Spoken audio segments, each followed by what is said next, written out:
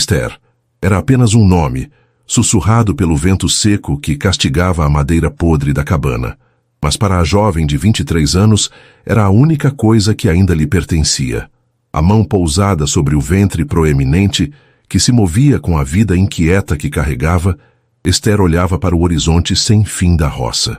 O sol era uma bigorna inclemente sobre a terra rachada, e cada dia era uma batalha silenciosa pela sobrevivência. Abandonada, grávida e com o coração em estilhaços, ela não tinha tempo para lágrimas. A dor do passado fora transformada em cimento para construir uma muralha em torno de si, uma fortaleza de silêncio e determinação para proteger o filho que em breve chegaria. Se a história de Esther, abandonada na dureza da roça, mas com a força de uma leoa para proteger seu filho, já tocou seu coração, deixe o seu gostei para eu saber que você está torcendo por ela. Aproveita e se inscreve aqui no Histórias que Prendem Você, para não perder nenhum passo da jornada dessa mulher incrível. Ah, e deixe seu nome nos comentários. Quem sabe você não recebe um abraço especial em uma futura narrativa. Aqui, nós acreditamos que a força de uma mulher pode transformar a terra mais seca em um jardim, e que um novo amor pode nascer onde menos se espera. Paulo, aos 45 anos, era um homem forjado pela mesma terra que agora punia Esther, mas de uma maneira radicalmente diferente. Para ele, a terra não era uma inimiga, mas uma extensão de seu próprio corpo, de sua vontade. Dono de quase tudo que a vista alcançava e do muito que não se via, ele era conhecido simplesmente como o dono das terras. Seus cabelos pretos já salpicados de prata nas têmporas e o rosto vincado por um sol que ele encarava de igual para igual, revelavam um homem de poder e de uma solidão tão vasta quanto suas propriedades. Sua vida era um relógio preciso, regido pelas estações da colheita, pelo mugido do gado e pelo silêncio de sua imensa casa, onde o único som, muitas vezes, era o de seus próprios passos. Naquela manhã de terça-feira, ele cavalgava seu alazão preferido, um animal de porte tão imponente quanto o dono. Não era um passeio, mas uma inspeção. Seus olhos treinados percorriam cada palmo de cerca, cada mancha no pasto, cada movimento no horizonte. Ordem, previsibilidade, controle. Eram os pilares sobre os quais seu império fora construído. Foi então que ele viu uma fina coluna de fumaça, preguiçosa e cinzenta, subindo de um ponto onde não deveria haver nada além de mato e abandono.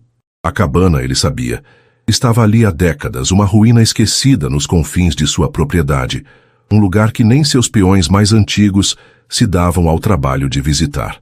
Uma ruga de irritação se formou entre suas sobrancelhas. Invasores.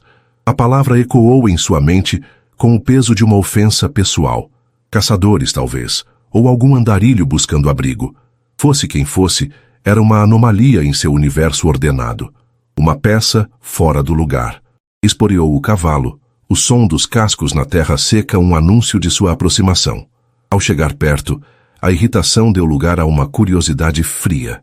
A cabana estava em um estado ainda pior do que ele se lembrava. O telhado de zinco, enferrujado, tinha buracos que prometiam pouca proteção contra a chuva. A madeira das paredes era um mosaico de tábuas de diferentes idades, a maioria delas vergada e carcomida. E, no entanto, havia sinais de vida. Um pequeno varal com algumas poucas peças de roupa. Um remendo recente, feito com folhas de palmeira em uma das janelas. Alguém estava tentando, com recursos mínimos, transformar aquele destroço em um lar. Ele desmontou, o som de suas botas no chão, um trovão em meio ao silêncio. Parou a poucos metros da porta. Uma presença que parecia sugar o ar ao redor. "Tem gente aí?" Sua voz soou grave. Não um pedido, mas uma intimação. A porta se abriu com um rangido doloroso, e uma figura surgiu contra a escuridão do interior. Era uma jovem. Morena, de cabelos longos e desgrenhados, presos de qualquer maneira. O rosto fino trazia as marcas da dificuldade, mas os olhos o detiveram. Eram grandes, escuros, e para sua completa surpresa, não demonstravam o medo que ele estava acostumado a inspirar. Havia cautela, sim, mas havia, acima de tudo, uma força desafiadora. Então, seu olhar desceu e notou a curva proeminente e inconfundível sob o vestido simples e puído.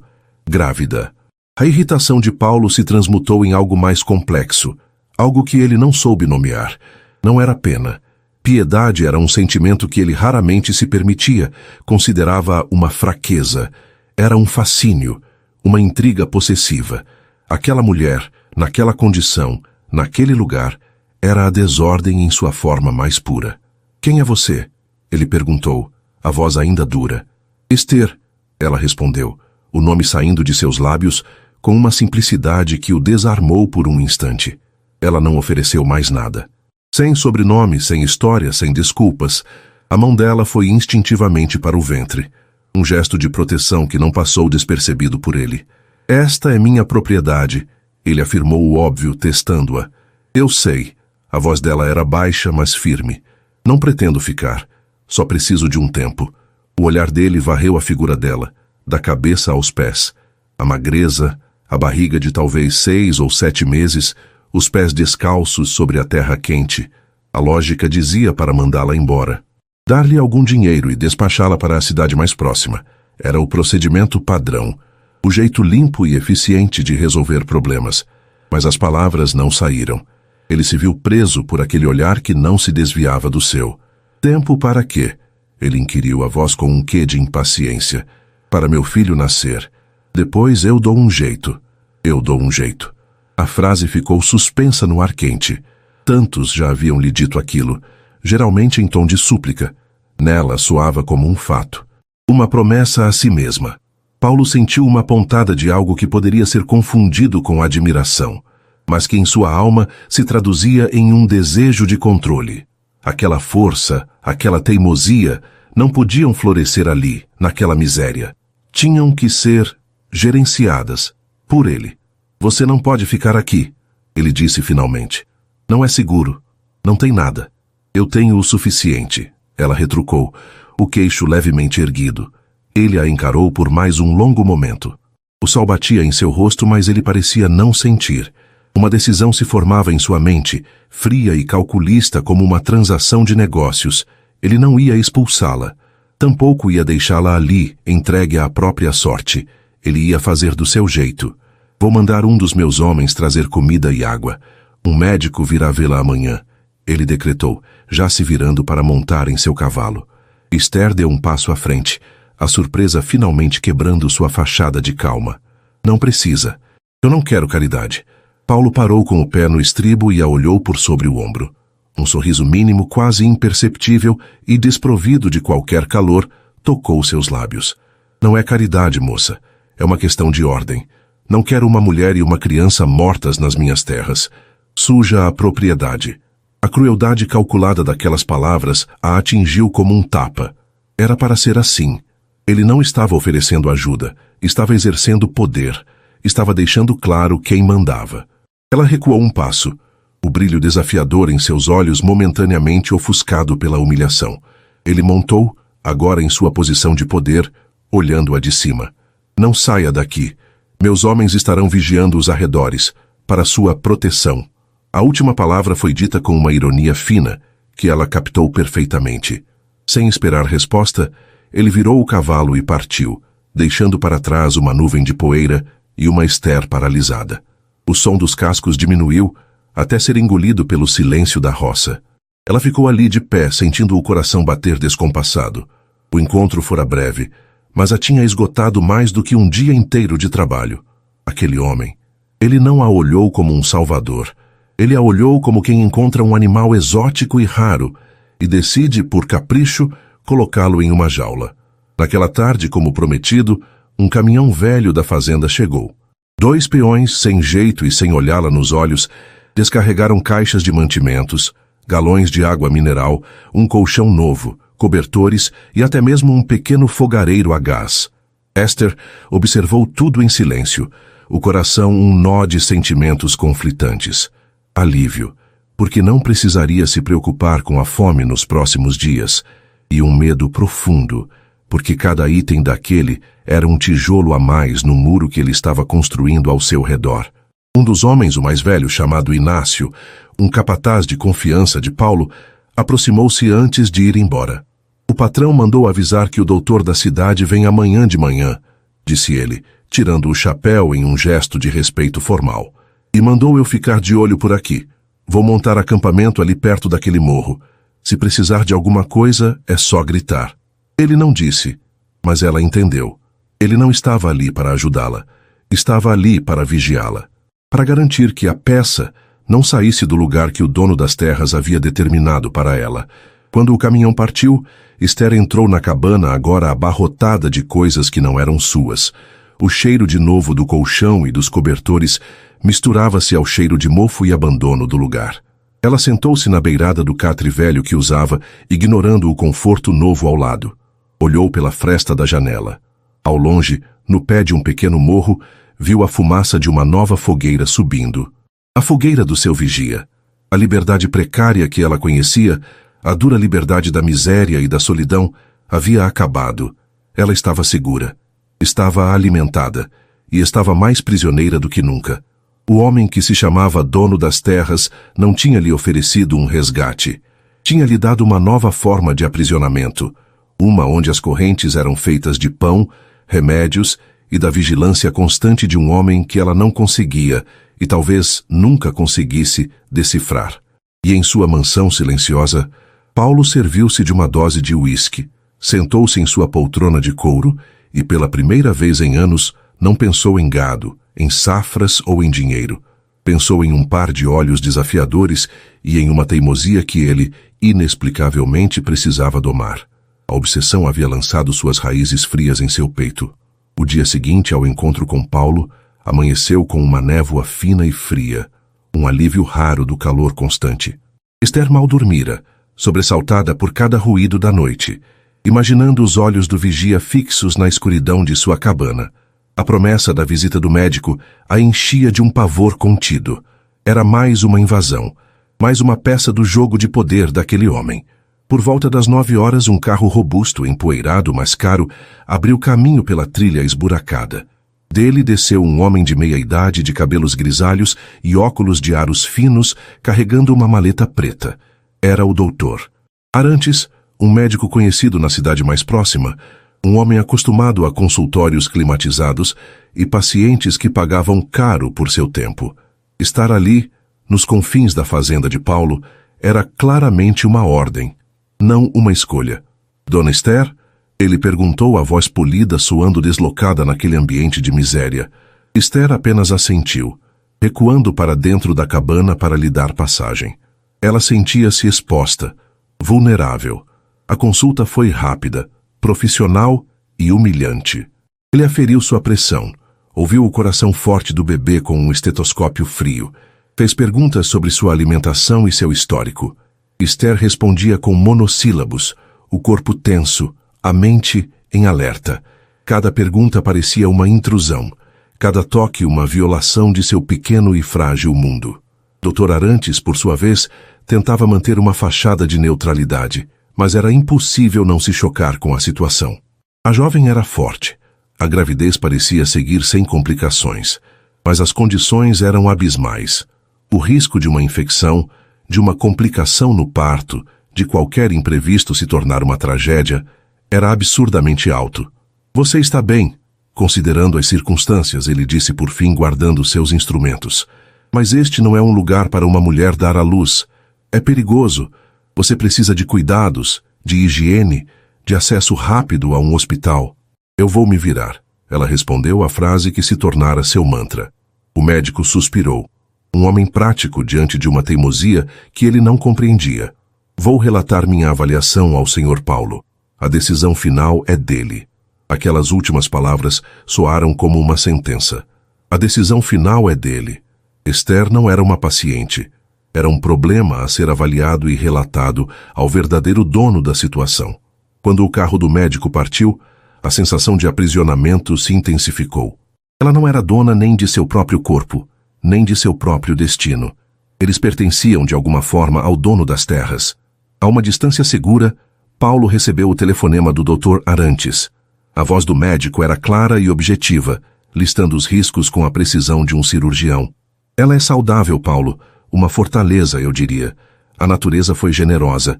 Mas o ambiente é uma bomba relógio. um tétano por um corte no pé, uma infecção pós-parto. Qualquer coisa pode ser fatal. Tirá-la de lá não é uma sugestão, é uma necessidade médica. Paulo ouviu em silêncio, o maxilar cerrado. A avaliação do médico era a justificativa perfeita, a ferramenta lógica que ele precisava para executar o que sua obsessão já exigia. Não se tratava mais de um capricho, ele dizia a si mesmo. Era uma responsabilidade.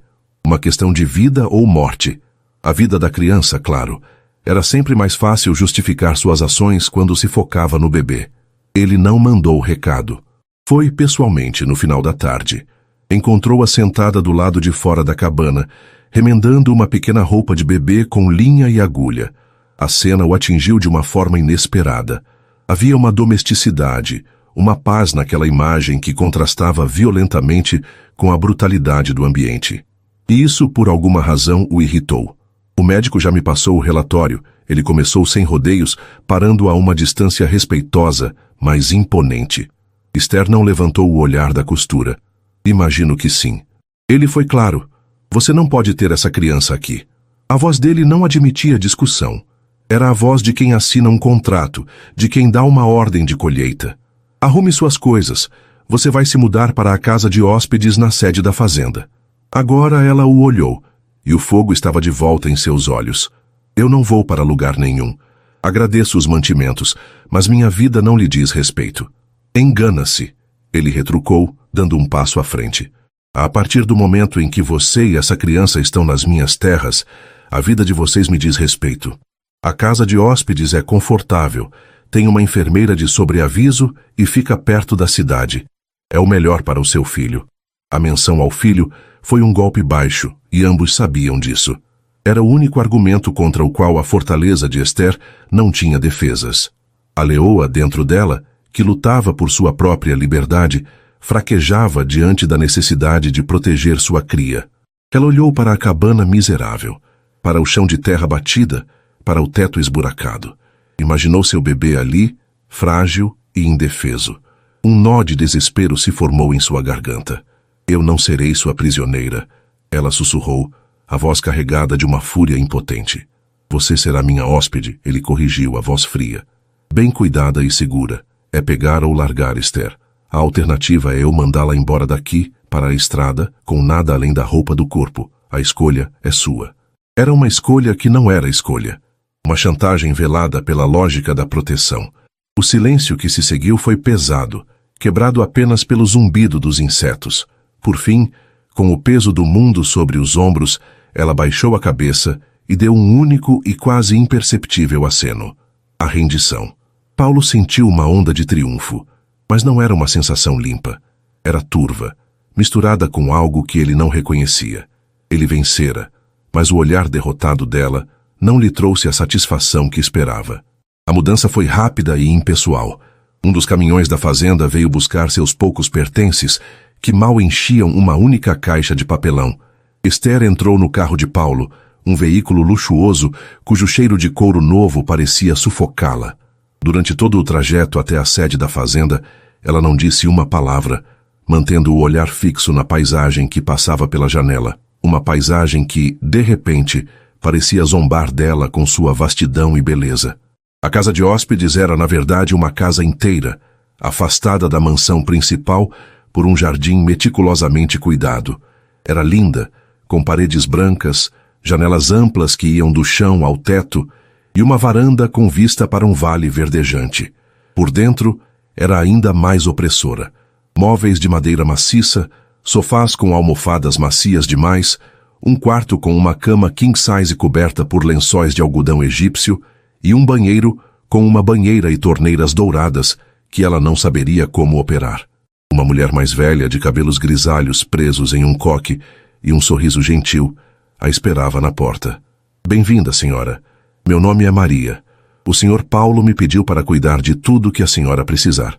Esther sabia que cuidar também significava vigiar. Maria lhe mostrou a casa, a cozinha abastecida com todo tipo de alimento que se pudesse imaginar, o quarto do bebê já montado ao lado do seu, com um berço de madeira branca e um armário cheio de roupas de grife em miniatura. Era um mundo de conto de fadas, mas para Esther parecia um cenário falso. vazio. Uma gaiola de ouro. A primeira noite foi um tormento. A cama era tão macia que seu corpo doía, acostumado à dureza de seu catre. O silêncio era tão profundo que zumbia em seus ouvidos, acostumados ao som do vento e dos grilos. Ela se sentia como um animal selvagem capturado e colocado em um zoológico de luxo. Todas as suas necessidades materiais estavam atendidas, mas sua alma estava faminta. Sua autonomia, a única coisa que ela lutara tanto para preservar, lhe fora completamente roubada. Foi então que a rebelião silenciosa começou. 2 dias depois, chegaram caixas de uma boutique cara da cidade. Eram vestidos de maternidade de tecidos leves, blusas elegantes, calças confortáveis. Paulo, em sua mente pragmática, achava que estava sendo atencioso, roupas adequadas para sua condição. Para Esther, era outra tentativa de apagá-la, de vesti-la com o figurino da mulher que ele queria que ela fosse, uma protegida grata e passiva. Ela abriu uma das caixas. Pegou um vestido de linho azul claro. O toque do tecido era suave, mas em sua pele parecia arranhar. Era o uniforme de sua prisão. Com uma calma deliberada, ela dobrou o vestido, colocou-o de volta na caixa e fechou a tampa. Fez o mesmo com todas as outras peças. Empilhou as caixas em um canto do quarto e continuou a usar seus vestidos velhos e remendados, a única coisa que ainda a conectava a si mesma. Maria, a governanta, notou. Ela entrava para limpar o quarto e via as caixas intocadas. Via Esther com sua barriga cada vez maior, lavando suas próprias roupas simples na pia do banheiro e estendendo-as em um pequeno varal improvisado na área de serviço. Maria não disse nada, mas um novo tipo de respeito começou a brotar em seu coração por aquela jovem teimosa. A segunda frente de sua rebelião foi a terra. A casa de hóspedes era cercada por um gramado impecável, um tapete verde que parecia estéril para Esther. Mas nos fundos, perto do muro que separava a propriedade de uma pequena mata, havia um pedaço de terra esquecido, onde o jardineiro não se dava ao trabalho de ir. O mato crescia ali, a terra era dura, mas era terra. Numa manhã, Esther abordou Maria na cozinha. Dona Maria, por acaso a senhora não teria uma enxada pequena? E talvez uma pá? Maria a olhou surpresa. Mas para quê, minha filha? Se precisar de algo no jardim, eu chamo o antero. Não, não é para o jardim, Esther disse, a voz baixa, mas firme. É para mim. Eu queria plantar umas coisas, umas verduras, só para ocupar a cabeça. A governanta hesitou. Sabia que o patrão queria que Esther descansasse, que ficasse quieta. Mas havia algo no pedido da jovem, uma necessidade tão profunda em seus olhos que Maria não conseguiu recusar. Naquele mesmo dia, ela apareceu com as ferramentas enferrujadas e um punhado de sementes que guardava para sua própria horta. Não conte ao patrão que fui eu que dei, ela sussurrou cúmplice. E assim, começou. Todos os dias, de manhãzinha e no final da tarde, Esther trabalhava em seu pequeno lote. De joelhos, com as mãos na terra, ela arrancava o mato, cavava os canteiros, afofava o solo. O esforço físico era imenso, e muitas vezes ela terminava o dia com as costas doendo e as mãos cheias de bolhas. Mas era uma dor boa, uma dor produtiva. Cada torrão de terra que ela quebrava era um ato de desafio. Cada semente que plantava era uma declaração de independência.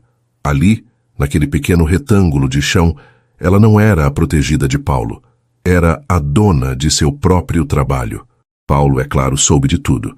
Maria, em seus relatórios diários, não podia omitir. Ela não usou as roupas, senhor, e ela está fazendo uma horta nos fundos. A primeira reação de Paulo foi de pura irritação. Que disparate era aquele? Ele lhe dera o paraíso, e ela escolhia se sujar na terra como um de seus peões. Ele lhe oferecera descanso, e ela insistia no trabalho. Ele não entendia. A lógica dela era incompreensível para ele. Numa tarde, ele subiu até a varanda do segundo andar de sua mansão, de onde tinha uma visão privilegiada da casa de hóspedes. Pegou seus binóculos, os mesmos que usava para inspecionar o gado a quilômetros de distância, e focou na pequena figura curvada nos fundos da propriedade. Ele a observou por quase 1 hora. Viu a concentração em seu rosto, a maneira como ela lidava com a terra, com uma intimidade que ele, o dono da terra, só conhecia em escala industrial, através de tratores e balanços financeiros. Ela não estava apenas ocupando a cabeça, ela estava criando, transformando um pedaço de terra esquecido em algo vivo e promissor. Viu-a parar, endireitar as costas com dificuldade, a mão espalmada sobre a barriga e sorrir. Um sorriso genuíno, de pura satisfação que ele nunca a vira dar. E foi ali, observando-a de longe, que a natureza de sua obsessão começou a mudar. A irritação deu lugar a uma relutante admiração. Ele a colocara em uma gaiola de ouro para protegê-la, para controlá-la, para transformá-la em um objeto de sua vontade. Mas ela se recusava a ser um objeto. Dentro da gaiola, ela estava construindo seu próprio ninho com seus próprios materiais, segundo suas próprias regras. Ele baixou os binóculos, o coração batendo de uma forma estranha e desconhecida. Ele queria salvá-la, mas agora percebia que ela não era uma vítima. Ela era uma força da natureza, tão teimosa e resiliente quanto a própria terra que ele tanto amava. O desejo de possuí-la, de controlá-la, começou a se mesclar com um desejo muito mais complexo e perturbador, o de genuinamente entendê-la. E ele sabia, com uma clareza assustadora, que entendê-la seria muito mais difícil do que simplesmente possuí-la. A rebelião silenciosa de Esther não estava apenas desafiando a autoridade dele, estava começando a demolir as fundações de seu mundo ordenado e solitário. Os meses seguintes se desenrolaram em uma rotina de calma tensa. A barriga de Esther crescia, redonda e proeminente, uma promessa de vida que redefinia seu centro de gravidade. A horta, antes um pequeno ato de rebelião, tornara-se um oásis verdejante e produtivo. Ela colhia tomates, pimentões, couves e ervas aromáticas, enchendo a cozinha da casa de hóspedes com cheiros e cores que eram unicamente seus. A atividade lhe dava um propósito, um ritmo diário que a ancorava em meio à incerteza de sua situação. Uma frágil e silenciosa trégua havia se instalado entre ela e Paulo. Ele parara de enviar presentes indesejados. Em vez disso, seus gestos se tornaram mais sutis, quase hesitantes. Certa manhã, Esther encontrou um livro de poesias antigas sobre a mesinha da varanda, sem bilhete, sem explicação. Em outra ocasião, ao saber por Maria que Esther sentia desejo por mangas frescas, uma caixa da fruta mais doce e polpuda da região apareceu na cozinha. Ela, por sua vez, permitia que Maria levasse para a casa grande uma cesta com as melhores verduras de sua colheita. Eram mensagens trocadas através de intermediários, uma comunicação indireta entre dois mundos que ainda não sabiam como se tocar. Paulo a observava de longe, a admiração relutante transformando-se em um sentimento mais profundo e confuso. Ele via a disciplina com que ela cuidava da horta, a serenidade com que se sentava na varanda ao entardecer, a mão sempre pousada sobre o ventre. Ela não era a mulher frágil que ele resgatara da cabana. Era uma rainha em seu pequeno reino de terra e folhas. A obsessão controladora dele ainda estava lá, mas agora era matizada por um respeito que o assustava. Ele queria protegê-la, mas começava a entender que a força dela não precisava de sua proteção, e sim de seu espaço. Era um equilíbrio delicado, uma dança em que ambos mantinham uma distância segura, com medo de que um passo em falso pudesse quebrar o encanto. O passo em falso veio não de dentro, mas de fora. Chegou na forma de um fantasma. Com a proximidade da estação das chuvas, Paulo decidiu iniciar um grande projeto: a construção de uma nova cerca de aroeira nos limites ao sul da fazenda, uma obra que exigiria dezenas de homens por vários meses. A notícia de trabalho se espalhou como fogo em palha seca pela região, atraindo um exército de homens desesperados, com rostos marcados pelo sol e pela falta de sorte. Eles se reuniram em frente ao escritório da fazenda, um mar de chapéus de palha e esperança cansada. Inácio, o capataz de confiança de Paulo, era quem comandava a seleção, seus olhos experientes separando o joio do trigo. Paulo observava da janela de seu escritório uma posição de poder que o distanciava do cheiro de suor e necessidade lá de fora. Foi Inácio quem o encontrou. No meio da multidão, um homem magro, de ombros caídos e um olhar que não se fixava em nada. Parecia mais velho do que provavelmente era, a pele queimada, as mãos calejadas de trabalhos duros e mal pagos. Ele deu seu nome com a voz baixa: Ricardo. O nome não significou nada para Inácio a princípio, mas o rosto, havia algo vagamente familiar naquele rosto. Mais tarde, enquanto revisava a lista de homens contratados com o patrão, ele mencionou o sujeito. Tem um tal de Ricardo, parece que já andou por essas bandas. É um coitado, mas parece forte para o trabalho. Paulo franziu o senho. O nome, ligado à lembrança do pouco que sabia sobre o passado de Esther, acendeu um alarme em sua mente. Ricardo, descreva-o. Inácio o descreveu e a cada palavra a mandíbula de Paulo se enrijecia. O espião, o pai da criança, o homem que a abandonara. Ele estava ali, na sua porta, pedindo emprego. A primeira onda de emoção que o atingiu foi uma fúria primitiva, um instinto territorial de esmagar a ameaça. Poderia fazê-lo com um estalar de dedos, colocá-lo na lista negra de todas as fazendas da região, garantir que ele nunca mais encontrasse trabalho. Seria fácil, seria vingativo. Mas Paulo não construíra seu império com base em impulsos. A raiva passou, dando lugar à sua natureza calculista. Esmagar Ricardo seria um ato passional, barulhento, e chamaria a atenção. Poderia chegar aos ouvidos de Esther. E o que aconteceria então? A paz que ele tanto se esforçara para construir seria destruída. Ela ficaria agitada, magoada, talvez até pensasse que ele, Paulo, tinha orquestrado aquilo. Não. A solução não era a destruição, mas o controle, o desaparecimento. Ele olhou para a lista de nomes. Uma ideia fria e precisa tomou forma em sua mente. Contrate o Inácio, ele disse, a voz calma e controlada. Inácio o olhou surpreso. Mas, patrão, se ele é quem o senhor está pensando, contrate-o, Paulo repetiu cortando a frase do capataz. E mande-o para a Fazenda das Pedras, hoje mesmo. Diga que estamos precisando de gente lá com urgência. Ele fará parte da equipe que fica alojada lá, sem contato com a sede. Entendido? A Fazenda das Pedras era a propriedade mais remota e isolada de seu império. Um lugar de trabalho duro e solidão, quase um exílio. Inácio entendeu na hora. Não era um ato de bondade. Era uma forma de enterrar o problema, de colocá-lo tão fundo em suas próprias terras que ele se tornaria invisível. Era uma demonstração de poder muito mais sutil e cruel do que a simples demissão. Entendido, patrão, disse o capataz, baixando a cabeça. E mais uma coisa, Inácio, Paulo acrescentou, os olhos frios como aço.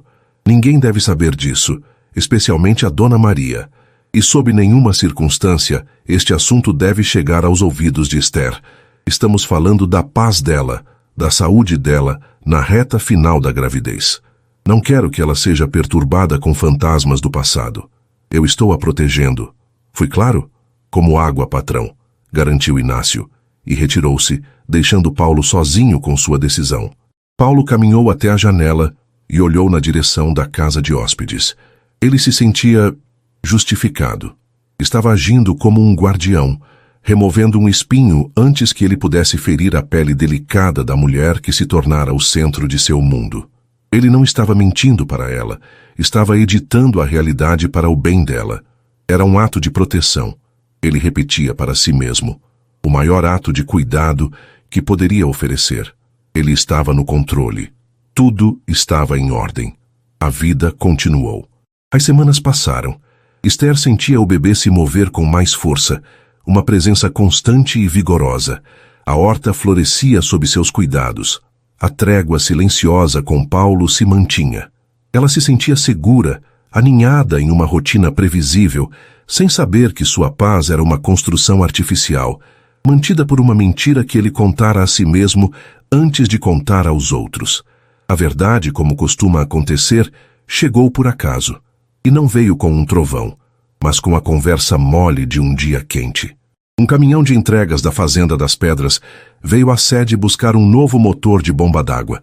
Enquanto os homens de Inácio carregavam o equipamento pesado, o motorista, um jovem chamado Bento, um rapaz falador que não conhecia as complexas políticas da Casa Grande, parou perto da horta de Esther para pegar um pouco de água de um filtro de barro que ficava na varanda. Esther estava colhendo alguns quiabos, as costas curvadas com dificuldade. Ela sorriu para o rapaz. Está quente hoje, não é? Quente é pouco, dona. Ele respondeu, secando o suor da testa com as costas da mão. E lá nas pedras, o sol parece que tem raiva da gente. Não tem uma sombra para contar história. Deve ser um trabalho duro, ela comentou solidária. É sim, ainda mais agora com a turma nova que chegou. Tem um lá, o Ricardo. Nossa, parece que carrega o mundo nas costas. Não fala com ninguém, só trabalha, come e dorme. Dá até pena do sujeito. O nome. Ricardo. O coração de Esther parou por uma fração de segundo. O mundo pareceu silenciar ao seu redor. Poderia ser uma coincidência. Era um nome comum, mas um calafrio percorreu sua espinha. Ela largou os quiabos no cesto e se virou para o rapaz, o rosto subitamente pálido. Ricardo? Ela repetiu, a voz um fio. Como ele é? Esse Ricardo. Bento, alheio à tempestade que se formava nos olhos da mulher, respondeu com a simplicidade de quem não tem nada a esconder. Ah, ele é um sujeito magro, moreno, deve ter lá seus 25, 26 anos. Tem uma cicatriz pequena aqui, perto do olho. Dizem que veio lá das bandas de Itaporanga. Cada palavra era um prego sendo martelado em seu peito. A cicatriz, a idade, a cidade de onde ele viera. Era ele. Não havia dúvida. O chão pareceu fugir de seus pés. O fantasma não estava apenas de volta. Ele estava ali, trabalhando para Paulo, comendo do pão de Paulo, dormindo sob o teto de Paulo. E Paulo. A mente dela começou a trabalhar febrilmente, conectando os pontos. A contratação de peões para a nova cerca. O silêncio absoluto sobre o assunto. A calma vigilante de Paulo. Ele sabia.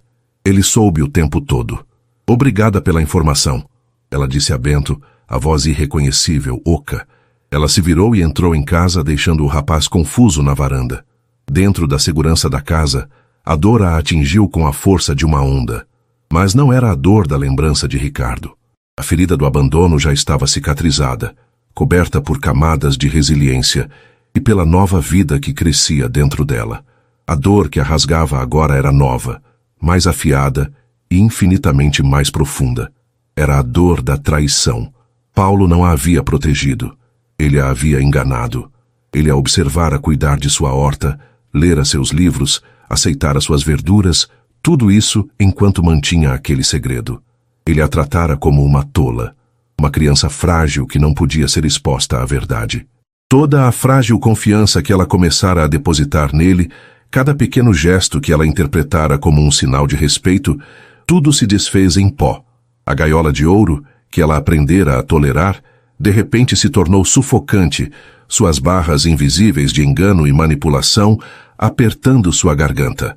A dor do abandono de Ricardo fora um golpe rápido e brutal. A dor da traição de Paulo era um veneno lento que se espalhava por suas veias, contaminando cada memória dos últimos meses. Ele não havia como uma igual. Ele ainda havia como o problema que encontrara na cabana, algo a ser gerenciado, controlado e mantido na ignorância. A tristeza deu lugar a uma fúria fria e clara. Ela não chorou. As lágrimas eram um luxo que ela não se permitia mais. Em vez disso, sentou-se na poltrona e esperou. Esperou com a paciência de uma predadora, a mente lúcida e afiada pela raiva.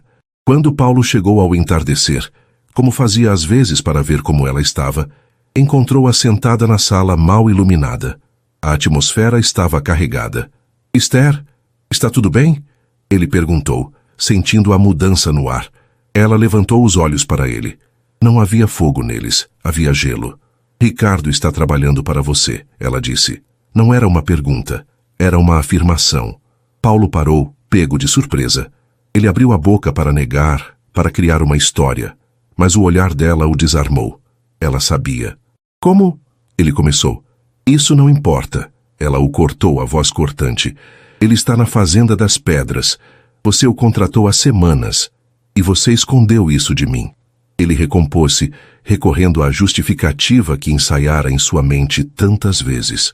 Esther, eu fiz isso para te proteger, para te poupar de mais sofrimento. Não havia razão para te perturbar com isso, especialmente agora. Ela soltou uma risada curta, sem humor. Um som que o feriu mais do que um grito. Proteger-me?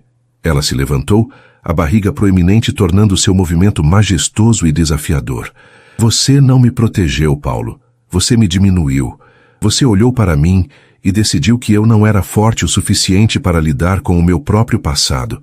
Você decidiu por mim, mentiu para mim, me tratou como uma de suas cabeças de gado, que precisa ser movida de um pasto para o outro para seu próprio bem. Não é assim. Ele tentou, mas ela não o deixou continuar. É exatamente assim.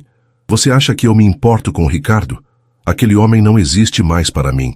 O que me destrói é a sua mentira.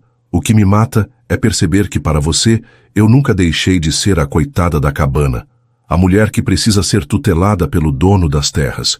O respeito que eu pensei que estava crescendo entre nós era uma ilusão. Era só a sua maneira de manter o controle. As palavras dela o atingiram com a força de verdades que ele não queria admitir nem para si mesmo. Ele olhou para ela, para a mulher que transformara um pedaço de terra esquecido em um jardim, a mulher que enfrentara a solidão e o abandono, e percebeu, com uma clareza devastadora, que ela estava certa. Sua proteção fora uma forma de posse, seu cuidado, uma forma de controle. E no processo de protegê-la, ele havia quebrado a única coisa de valor que estava começando a florescer entre eles, a confiança. Esther, Ele começou, mas não havia nada a ser dito.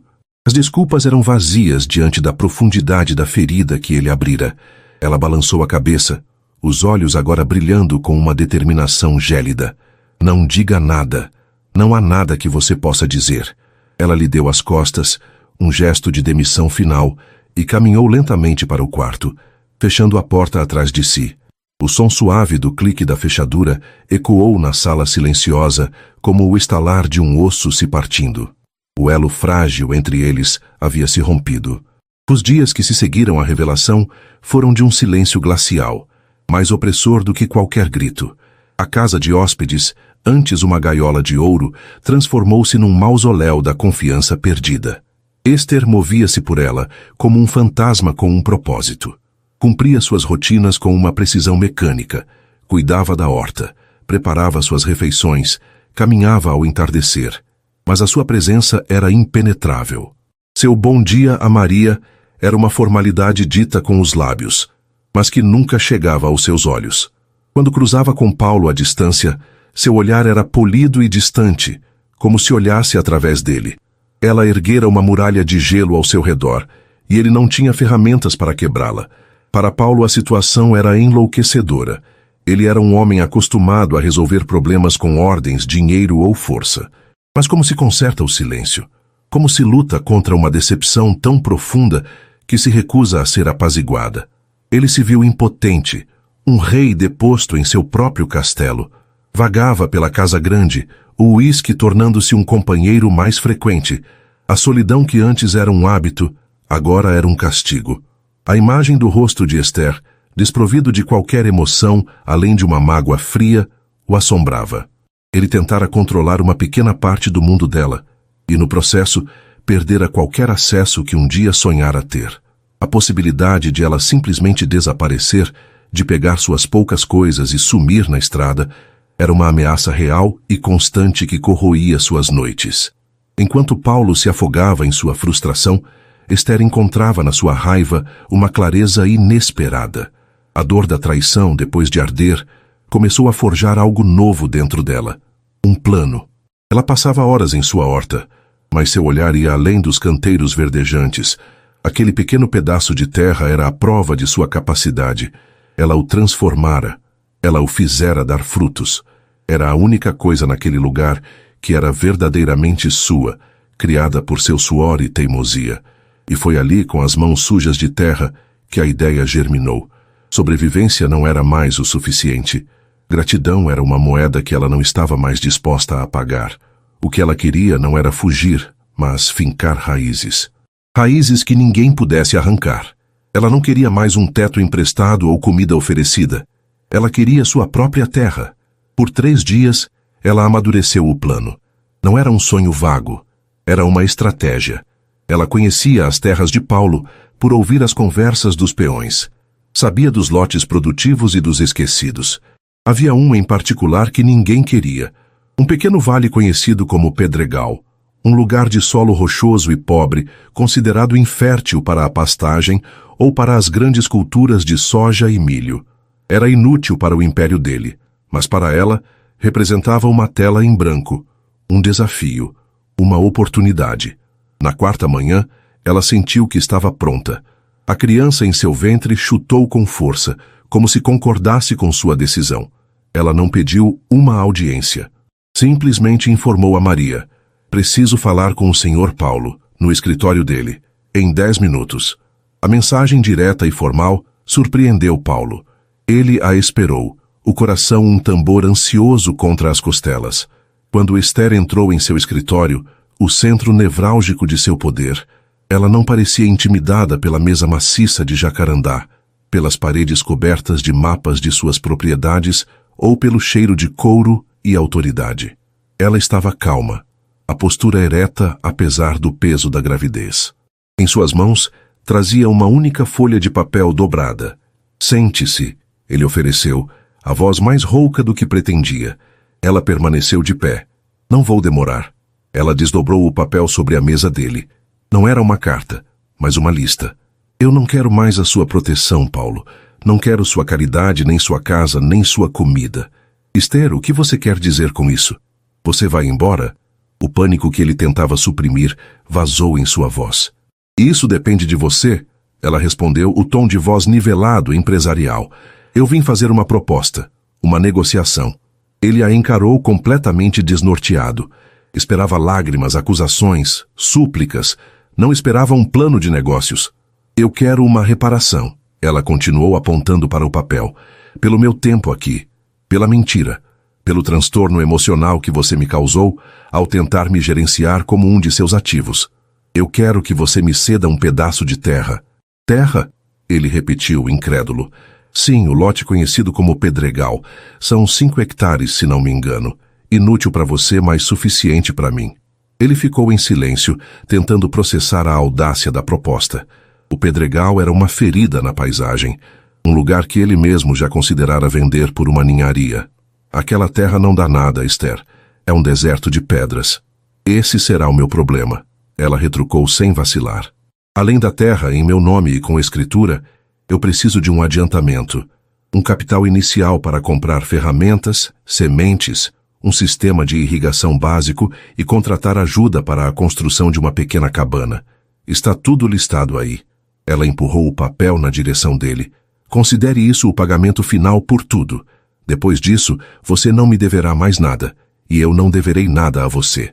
Finalmente, ela o olhou nos olhos, e a frieza deu lugar a uma determinação incandescente. Essa é a minha oferta, Paulo. Se você aceitar, eu fico e construo minha vida aqui perto, mas separada de você. Se recusar, eu irei embora ao amanhecer, e você nunca mais me verá, nem a mim, nem a seu, nem a criança. A hesitação mínima ao mencionar o bebê foi a única fissura em sua armadura, mas foi o suficiente para que a ameaça cravasse fundo no coração de Paulo.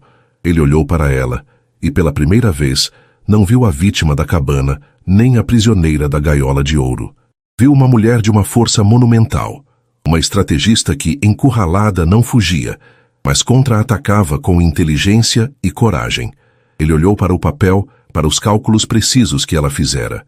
Olhou para o ventre dela, que carregava uma vida que, mesmo sem ele admitir em voz alta, já sentia como parte de si. E a devastação o atingiu. A possibilidade de perdê-la de verdade era uma dor física, um vácuo que se abria em seu peito. Naquele instante, ele entendeu. Toda a sua obsessão por controle não era sobre protegê-la. Era sobre sua própria fraqueza, seu medo da solidão, sua incapacidade de se conectar com alguém de outra forma que não fosse através do poder. Para mantê-la, ele precisava abrir mão do controle. Para tê-la perto, ele precisava libertá-la. Sua luta interna durou 1 minuto, que pareceu uma eternidade. O orgulho do dono das terras guerreava contra o homem que olhava para aquela mulher com uma admiração que beirava a devoção. Por fim, o homem venceu. Ele pegou uma caneta. Diga-me onde devo assinar. O acordo foi selado com a frieza de um contrato. No dia seguinte, foram à cidade. No cartório, o tabelião não conseguiu esconder a surpresa ao lavrar a escritura que passava a propriedade do Pedregal de Paulo para Esther. Para todos os efeitos era um presente inexplicável. Para eles, era um tratado de paz, um armistício. De volta à fazenda, Esther não perdeu tempo. O dinheiro que ele lhe dera foi depositado em uma conta que ela abrira em seu próprio nome. Ela contratou 2 trabalhadores diaristas, homens simples que ficaram gratos pela oportunidade. O trabalho começou imediatamente. Paulo cumpriu sua parte do acordo. Manteve distância. Mas a distância não significava desinteresse. Do alto de uma colina, montado em seu cavalo, ele observava. Viu o caminhão entregar os primeiros materiais no pedregal. Viu Esther, com sua barriga de quase 9 meses, de pé sob o sol impiedoso, orientando os homens, apontando, decidindo. Viu-a pegar um enxadão e, com uma força que parecia impossível, começar a quebrar as pedras menores, a limpar o terreno com as próprias mãos. Não havia mais a horta da casa de hóspedes. Aquilo fora um ensaio. Isto era a estreia. E era uma peça brutal. O pedregal era ainda pior de perto. Um solo cinzento e compactado, coberto por uma vegetação rasteira e espinhenta, e, como o nome sugeria, infestado de pedras de todos os tamanhos. Os dias se transformaram em semanas de trabalho árduo. A pequena cabana de madeira começou a tomar forma, rústica e funcional. Esther não descansava. Seu corpo doía, seus pés inchavam, mas seu espírito estava em chamas. Cada pedra que ela removia do solo era um ressentimento que deixava para trás. Cada metro de cano de irrigação que ajudava a instalar era uma veia de esperança. Ela estava literalmente construindo seu futuro do chão. Paulo assistia a tudo. O coração, um nó de emoções contraditórias. Havia medo pela saúde dela, um impulso quase irresistível de cavalgar até lá e mandá-la parar, de carregá-la de volta para o conforto da casa de hóspedes. Mas havia, acima de tudo, uma admiração avassaladora que substituía, dia após dia, a antiga obsessão. Ele não a desejava mais como um objeto a ser possuído. Ele a admirava como uma força a ser reverenciada. Ele percebeu que o jogo havia mudado de forma irreversível. Ele não era mais o protetor, o salvador. Ele era apenas uma testemunha. E se quisesse ter qualquer lugar na vida daquela mulher e da criança que estava por vir, teria que conquistá-lo. Não com seu poder ou seu dinheiro, mas com o respeito que ela agora lhe exigia. De longe, ele via Esther fincar a primeira estaca de sua própria cerca, demarcando não apenas os limites de sua terra, mas os termos de sua nova vida. E ele, o dono de tudo, sentiu-se, pela primeira vez, do lado de fora, olhando para dentro. A natureza, indiferente aos contratos e aos corações humanos, tem seu próprio cronograma. Em uma tarde de mormaço, com a cabana do pedregal finalmente de pé e os primeiros canteiros teimosamente brotando, Esther sentiu a primeira pontada. Não foi uma dor suave, mas uma contração aguda e profunda, que a fez largar a enxada e se apoiar em uma cerca recém-erguida. Estava sozinha. Os diaristas já haviam partido. A cidade ficava a quase 1 hora de distância. Um calafrio de pânico, o primeiro que sentira em meses, a percorreu. Ela respirou fundo, tentando invocar a calma que se tornara sua armadura. Com passos lentos e dolorosos, começou a caminhar em direção à sua velha caminhonete. Mas a cada passo, uma nova onda de dor a paralisava. O sol começava a descer no horizonte, pintando o céu com cores de fogo e presságio. Ela não conseguiria. Sozinha não. Pela primeira vez, desde que confrontara Paulo, sentiu-se pequena e vulnerável diante de uma força maior que sua própria teimosia. Do alto da colina, em seu posto de observação autoimposto, Paulo viu. Não precisou dos binóculos para perceber que havia algo errado. A maneira como ela parou, como seu corpo se curvou, o jeito como ela cambaleou, o medo puro e primitivo superou seu orgulho e sua promessa de distância. Esporeou o cavalo, que desceu a colina em um galope desesperado, devorando a distância que ele mesmo impusera entre eles.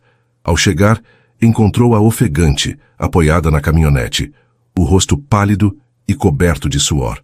Esther, está na hora! Sua voz era um misto de pânico e urgência. Ela apenas conseguiu assentir, os dentes cerrados contra outra contração.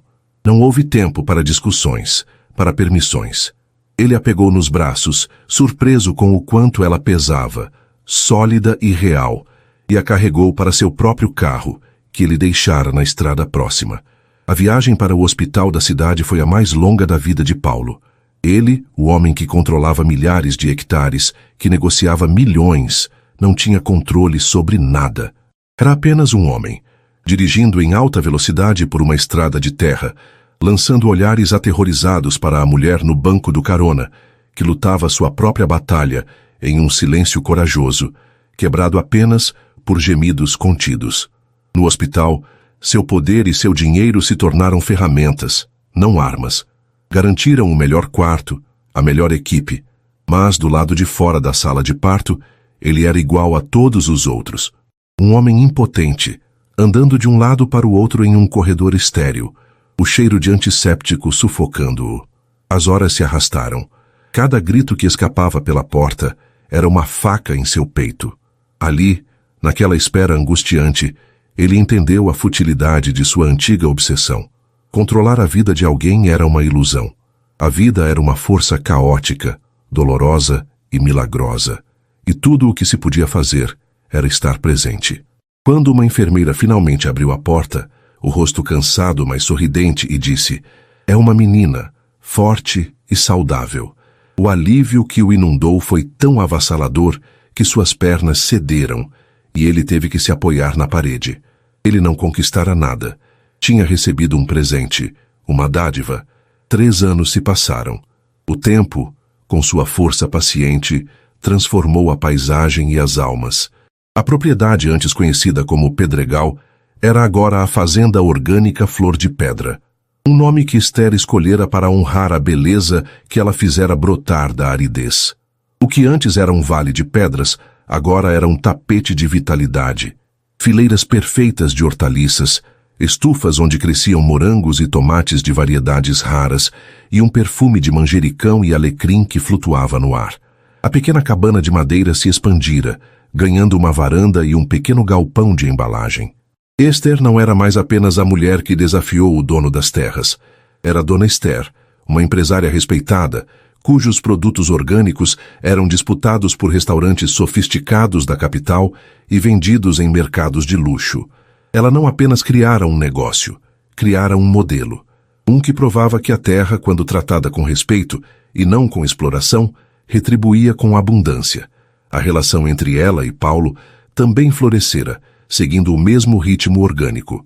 Após o nascimento de Heloísa, as visitas de Paulo ao Flor de Pedra se tornaram frequentes, mas diferentes. Ele não chegava a cavalo, imponente. Vinha em sua caminhonete, estacionava do lado de fora da cerca e entrava a pé. Não vinha para inspecionar, mas para participar. Trazia um brinquedo para a filha, sentava-se na varanda enquanto Esther trabalhava ou simplesmente caminhava com a pequena Heloísa nos braços pelos corredores verdes da fazenda orgânica. O cortejo foi lento, construído sobre o alicerce sólido do respeito que ela o forçara a ter. As conversas, a princípio tímidas, tornaram-se o pilar da relação.